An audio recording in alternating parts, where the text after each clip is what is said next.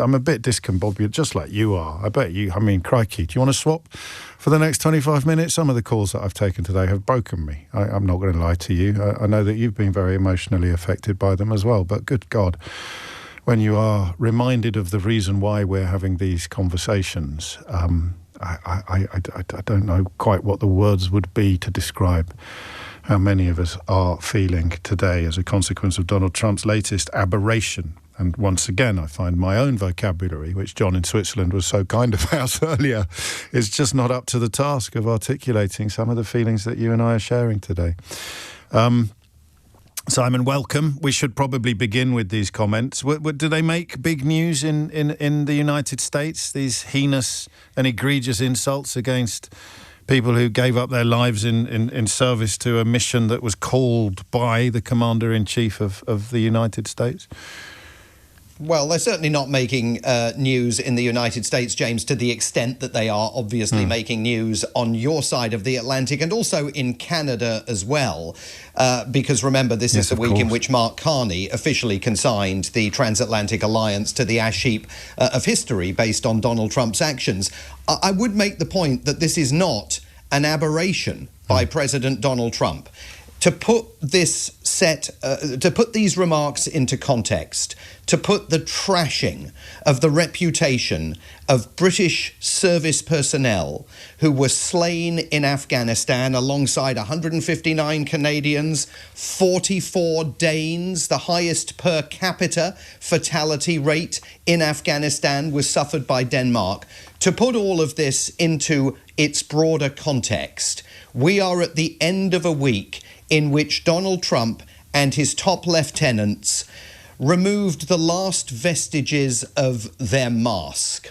They are not hiding their loathing of Europe, everything that it stands for, its leaders, its economic position, and they are absolutely determined that not only is Europe now risking, as Donald Trump put it in his speech in Davos, death, or as the national security strategy here calls it, civilizational erasure.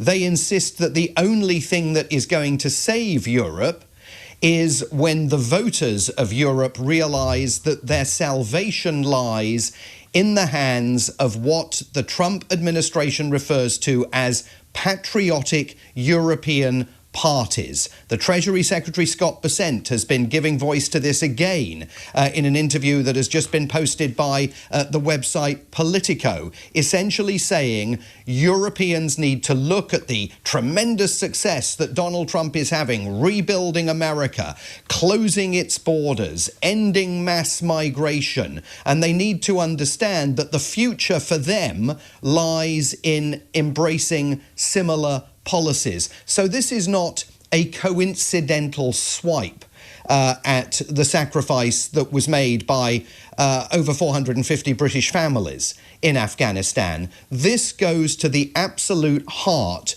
of US government official policy now towards Europe, which is constantly to undermine the Keir Starmers, the Emmanuel Macrons, the Friedrich Merzes, all of them, and to boost the Nigel Farages, the Marine Le Pens, the Jordan Bardellas, the AfD leadership in Germany. That is what is driving this policy, and that is why it is so important to dwell at the end of this week on what Canada has done and on what Volodymyr Zelensky did last night in Davos. Both Mark Carney and Volodymyr Zelensky saying this week, the party is over. There can no longer be any pretense of an ability to work with this president and this America. And when you ask about what people are seeing on American television, Fox News last night, and Donald Trump has reposted this and pinned it to the top of his Truth social media account,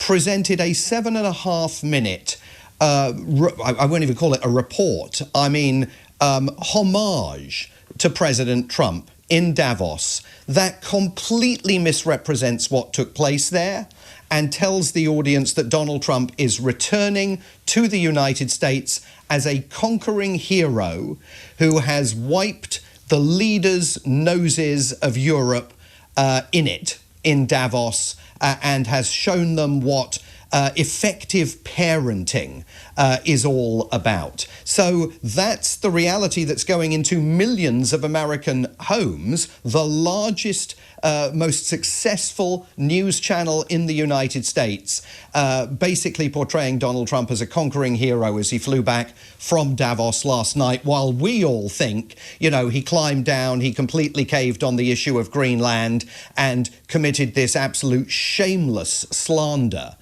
against the servicemen and women of the UK and other European and indeed Canadian armed forces.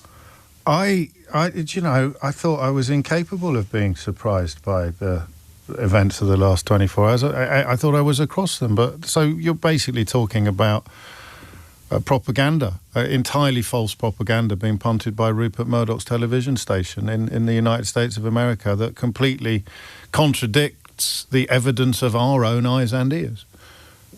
Yes, I mean, everything about it. I'm actually going to run a whole chunk of this tonight on American Week during Tom Swarbrick's program. Good. But everything about the presentation of this is alternative facts. And it's not just what's going on Fox, James. It's what is tumbling from the president's mouth. Yes. It has been hard this week to identify a single truth that actually emerged from the president's mouth. I mean, back in the first term, alternative facts were kind of vying with real facts in the president's vocabulary, and it was always very uncomfortable.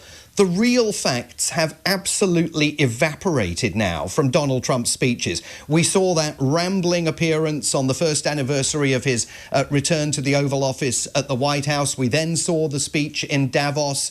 Both of those appearances absolutely littered with falsehoods, including even the claim that Greenland is part of North America. It's our territory, a completely false telling of the history of Greenland during the Second World War, in which Donald Trump appears to have convinced himself that President Trump, that the United States owned Greenland. Yeah, I heard that. By the time the Second World War was over, and then made a mistake and granted it back to Denmark, and he's simply trying to correct that historical mistake. But the lies go way beyond that. In the Davos speech, he talked about how the Chinese were terrific at making windmills, building windmills, and selling them to European nations, but you don't find any windmill farms in China itself. In fact, China produces 3 times more energy through wind and windmill farms than the United States of America. On Air Force One last night, he was talking about Americans' 401k retirement funds. And he was claiming that during the last year, they had risen between 80 and 90%, and actually claimed that in some cases, they had risen by 100%. The actual number, the average increase in an American's 401k retirement fund since Donald Trump returned to the White House, 9.6%. So there are no facts. There are simply no facts that are being presented by him, that are being presented by his White House, by men like Scott Bessent, the Treasury Secretary, Howard Lutnick, the Commerce Secretary, who did not even try to conceal their disdain and hostility towards Mark Carney, towards European governments in Davos this week. And there are certainly no facts emanating from the plethora of propaganda outlets now in the United States that tell Americans that Donald Trump is the greatest president this country has ever known.